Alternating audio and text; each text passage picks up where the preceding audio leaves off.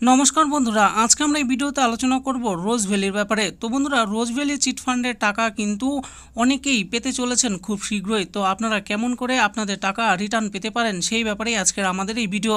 তাহলে আসুন দেখে নিই কী বলা হয়েছে এই ব্যাপারে। রোজ ভ্যালি রিফান্ড অনলাইন, যারা চিট ফান্ডে টাকা রেখেছিলেন তাদের জন্য খুবই খুশির খবর।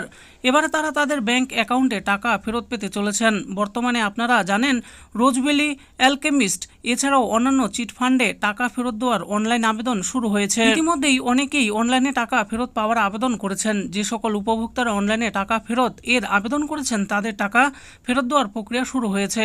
কবে টাকা ফেরত পাবেন, কাদেরকে প্রথমে টাকা ফেরত দেওয়া হবে, কত টাকা প্রথমে ফেরত দেওয়া হবে, বিস্তারিত আজকের এই ভিডিওতে আলোচনা করব। কোন চিট ফান্ডে টাকা ফেরত দিচ্ছে? বর্তমানে অনেকগুলি চিট ফান্ডের টাকা ফেরত দেওয়া চলছে। আগে থেকেই অ্যালকেমিস্ট চিট ফান্ডে টাকা ফেরত দিচ্ছে, তবে নতুন করে রোজ ভ্যালি চিট ফান্ডের টাকা ফেরত দেওয়ার প্রক্রিয়া শুরু হতে চলেছে। টাকা ফেরত পাওয়ার আবেদন কিভাবে করবেন? সবার প্রথমে যে কোনো ব্রাউজার ওপেন করে গুগলে সার্চ করবেন www.rojevalleyadc.com।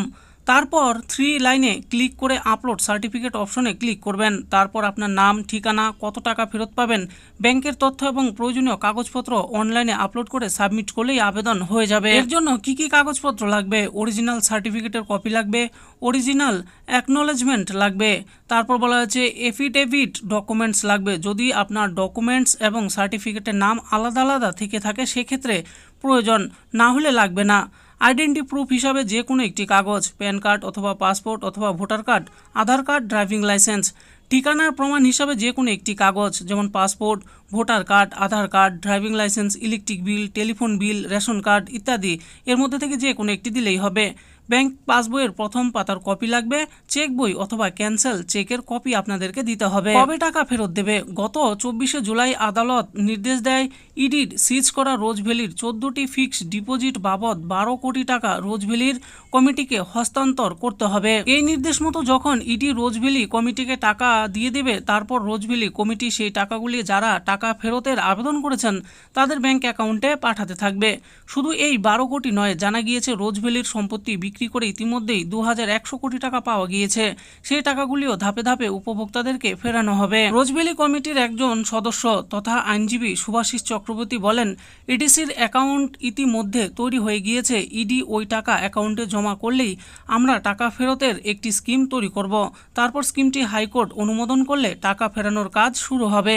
আশা করা যায় যাদের কম অঙ্কের টাকা অর্থাৎ 200 টাকা থেকে 10,000-এর মধ্যে রয়েছে তাদের পুজোর আগেই কিছু কিছু টাকা ফেরত দেওয়া শুরু হয়ে যাবে। এই টাকা ফেরানোর প্রক্রিয়া ক্রমাগত চলতেই থাকবে। ধাপে ধাপে উপভোক্তাদের টাকা দেওয়া হবে। কারা প্রথমে টাকা পাবে? মূলত যারা কম টাকা রেখেছিল অর্থাৎ 200 টাকা থেকে 10,000 টাকার মধ্যে আমানতকারীরা, তারা প্রথম ধাপে টাকা ফেরত পাবে। তারপর আস্তে আস্তে যারা বেশি টাকা রেখেছিলেন তাদেরকেও টাকা ফেরত দেওয়া হবে। কত টাকা ফেরত দেওয়া হবে? মূলত আমানতকারীরা আসল যে টাকা রোজ ভ্যালি কোম্পানিতে রেখেছিল সেই আসল টাকাটুকুই ফেরত দেওয়া হবে। সুদ সমেত যে টাকা ফেরত পাওয়ার প্রতিশ্রুতি দিয়েছিল রোজ ভ্যালি কোম্পানি সেই টাকা ফেরত দেওয়া হবে না। তো বন্ধুরা, দেখে নিলেন আজকে আমরা ভিডিওতে আলোচনা করলাম রোজ ভ্যালি চিট ফান্ডে যারা টাকা রেখেছিলেন তাদের টাকা কিন্তু খুব শীঘ্রই ফেরত দেওয়া হবে। তো কারা কারা টাকা পাবেন, কত টাকা করে ফেরত দেওয়া হবে আর আপনারা কেমন করে আবেদন করবেন সেই ব্যাপারে ভিডিওতে আমি বলে দিয়েছি। আশা করি ভিডিওটি আপনাদের ভালো লেগেছে। আর এই ভিডিওটি যদি আপনাদের ভালো লেগে থাকে তাহলে অবশ্যই একটি লাইক করবেন। আরও এরকম নিত্য নতুন স্কিম আপডেট সম্পর্কে জানার জন্য আমাদের এই চ্যানেল গভর্নমেন্ট স্কিম পুরো চ্যানেলটিকে অবশ্যই সাবস্ক্রাইব করবেন। আর এই ভিডিওটি দেখার জন্য আপনাদের সকলকেই অসংখ্য ধন্যবাদ।